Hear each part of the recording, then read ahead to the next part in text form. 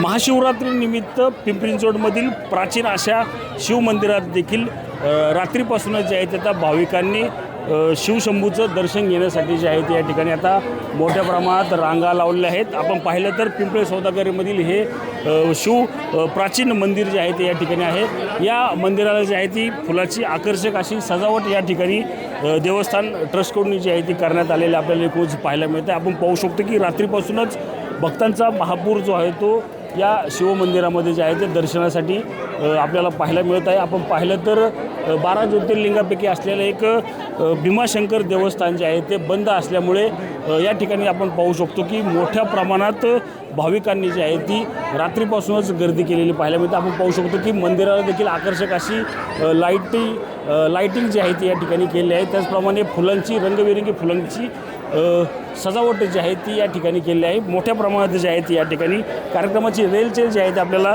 आज दिवसभर या ठिकाणी पाहायला मिळणार आहे। भीमाशंकरचं मंदिर जे आहे ते बंद असल्यामुळे या ठिकाणी जे आहे आता मोठ्या प्रमाणात भाविकांनी याच शिवमंदिरात दर्शन घेत असल्याचं आपल्याला एकूण चित्र पाहायला मिळत आहे। रणजित जाधव, TV9 मराठी, पिंपरी चिंचवड।